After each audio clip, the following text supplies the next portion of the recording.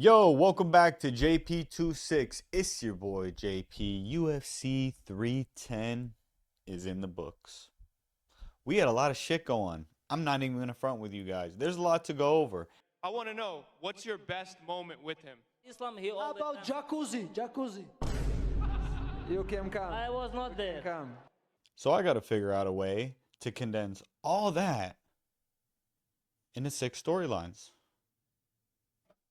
To the 6 storylines we go. Hit it. It's JP 26 for the studio. It's the recap of the UFC. When they said 310, I thought they was talking about DC's weight. That ain't right. The number 6 storyline. Chase the Dream Hooper. Chase. He's growing up before our eyes. You're talking about a guy who started in the UFC at 20 years old. 20? 25 now. And finally, at the age of 25, he looks like he's 20. I'm kidding.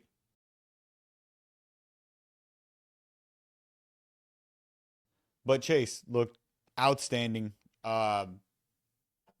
You guys, I've been saying this for a while. I think that Chase is going to be a problem at 155. I really do. And the reason why I've been saying that for a long time is because you're not talking about a guy just with measurables, which he has. You're not talking about a guy who is well-rounded, which he is.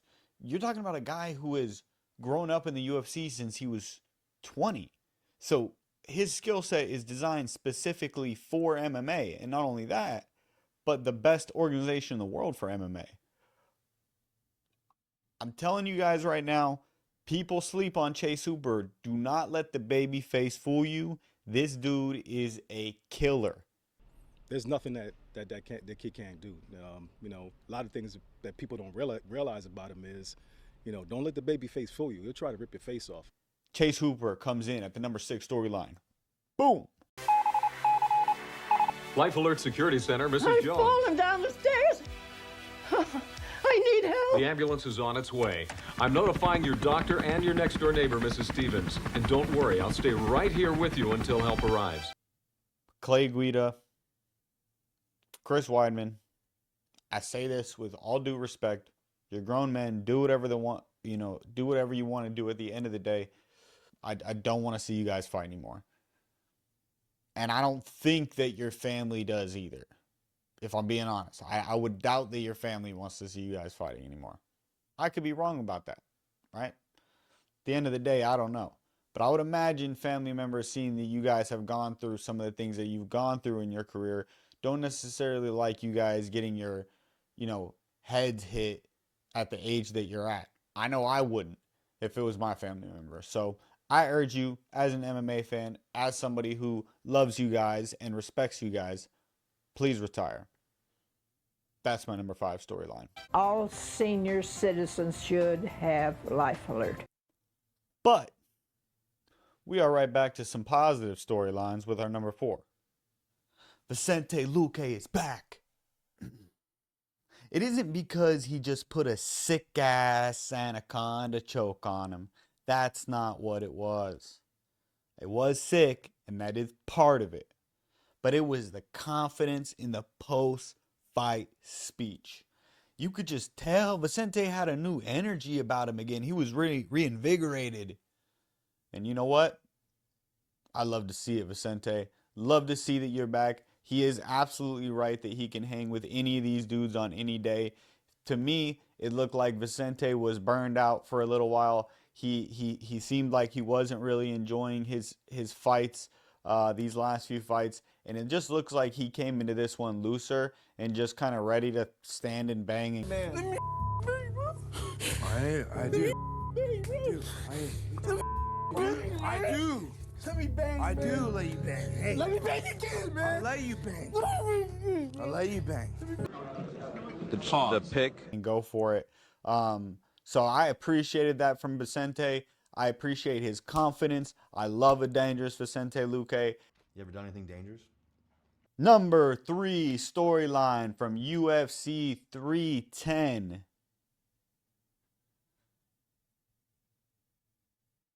Adelaide Bird and the UFC judges. That's why I don't read the newspaper. Because it's garbage. And the editor that let it come out is garbage. See, I was going to put this storyline number 1 because I'm very upset about it, and it's probably the number 1 storyline in my mind right now. But I don't want to be negative. All right? So let's get it out of the way at number 3. Adelaide Bird. Adelaide Bird. My name is Mike Lynch. Not the WNBA. Come on now. Right. Yeah, I said it. Yeah, I said it. Write it down. Take a picture. Send it to him. Yeah. You talking about Wilder Fury? Wilder Fury won. Go watch that boxing match. Go figure out a way to call that boxing match a draw. I urge you, in any way possible, try to go watch Wilder Fury 1 and come out with a draw. It's not possible. It can't happen. How about Triple G Canelo 1?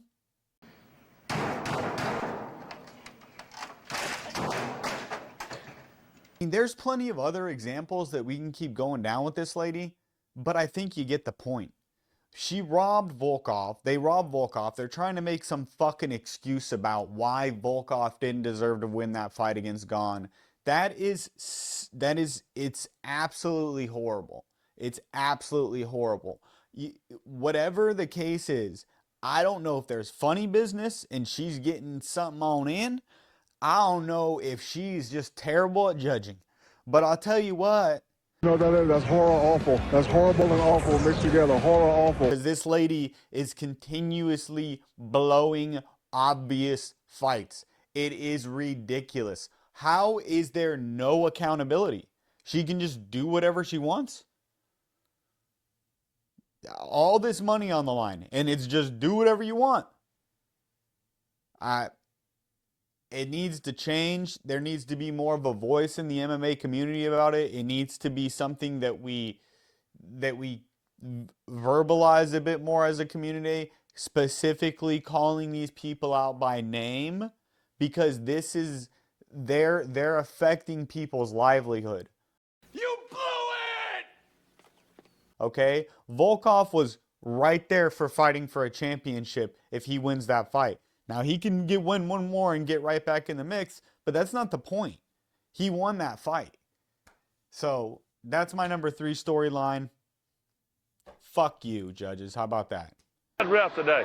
We need to fire him. Take 2 weeks off, then quit. Number 2 storyline from UFC 310. Shavkat defeats Ian Garry in Shavkat versus Garry 1. And that's the storyline. Guys, I'm telling you right now, the way people were talking about this fight before it started, they were acting as though Shavkat was going to run through Garry. Okay, we saw that fight. There was at no point where they were running through each other. Now, I will say, Shavkat to me did win the fight. Unanimous decision, I thought deserved as well. 48-47. It seemed like every round was pretty clear. 3 rounds to 2. But they were all very competitive rounds. And there was no round that was dominant for one or the other.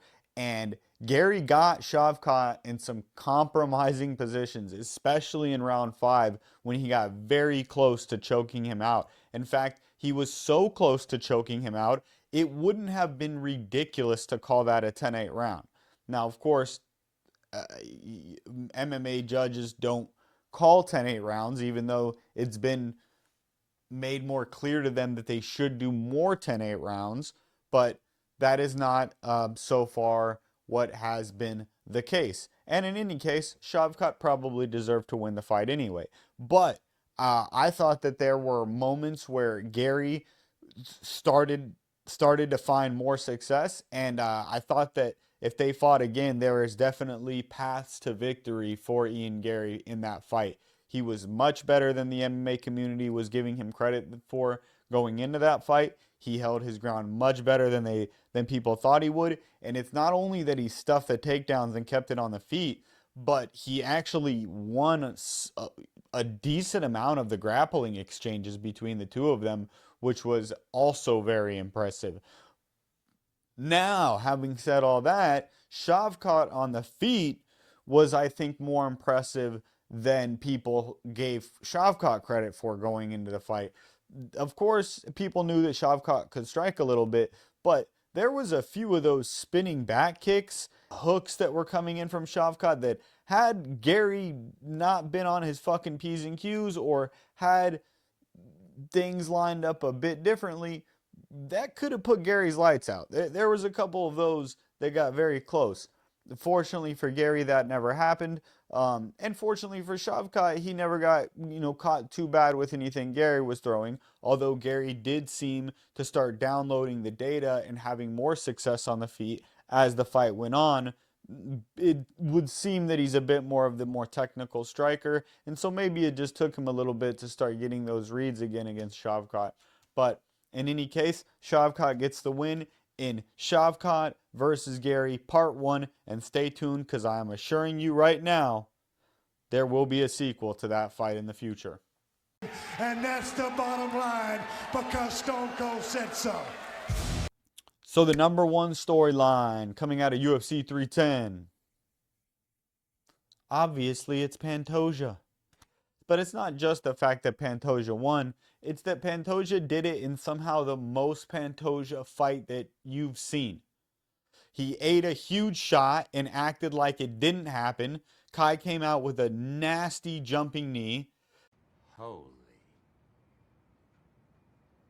fucking shit. Pantoja ate it like a champ that he is, acted like it didn't even happen, and proceeded to just keep putting the pressure on Kai. And over the fight, Pantoja's pressure, Pantoja's pressure, Pantoja's pressure. And for Kai, he likes to be the guy that's leading the dance. He wants to put on the pressure to set up some of those knees, to set up some of his strikes where he can get guys in compromising positions and then land those big shots on them. And Pantoja just doesn't allow it, because Pantoja doesn't let you breathe. Pantoja is going to be on you from the second the fight starts. He's never going to stop moving. He's always going to be pressing forward. He's looking to get you on the ground. And at any point, if he gets your back, he is so dangerous. And guess what? He got his back. And eventually, it was a matter of time until he strangled him and the fight was over. And credit to Kai, because Kai made it the fight interesting while the fight was happening. And he certainly landed some big shots in that fight. And a lot of guys in that division are going the fuck to sleep with some of those shots that he was landing. He just happened to be landing it on possibly the pound for pound best fighter in the world right now.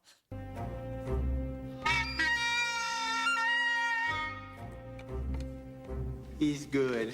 And I'm not saying that for any disrespect to Islam Makhachev. I'm not saying that for any disrespect to John Jones. I'm not saying that for any disrespect to Ilya Topuria. But when you start talking about what this dude is doing in his own division, he's lapping. He's lapping the division. And you're talking about a guy now where his options are either who's the first guy that I can beat again? So like I already beat all of them twice except for a couple of them. So let me start getting those guys again. Let me lap the division 2 times.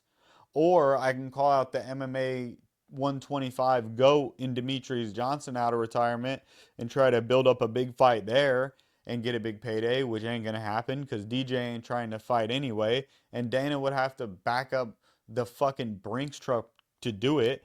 And the problem is the fight wouldn't sell enough for Dana to want to do that. And you can't blame him for that. Nobody's ever showed interest in 125. I mean, even now, it's not as if the whole MMA world is buzzing with trying to get that fight. Oh, we have to make it happen. Oh, we have to make it happen. There's a few people saying that, but it's not overwhelming. It doesn't have that Conor McGregor. It doesn't have that Poatan feel to it. As much as we all love DJ, I think that there's a recognition that DJ, he's not in his prime anyway. So if he does come back and he fights and Pantoja wins, does that really make Pantoja the 125 GOAT anyway? Probably not. He's not in his prime anymore. And so I don't think anybody has any interest in that fight. But this is the real conversation to me. This is the number one storyline is what does Pantoja do? Pantoja's beat everybody in the division. The 125 GOAT is retired. He's already, does he go back to fight Kai Kara France again? Do you accept new challengers? What do you do? I don't know. I don't know what you do with 125, but he's too dominant, I guess. I mean, I don't know, you know. You've lapped the division. You're working on lapping it 2 times. I don't know how many more check boxes Pantoja can cross to be considered pound for pound. I think that realistically, actively speaking, pound for pound, it's tough to not say it's Pantoja. I don't know. You guys let me know in the comments.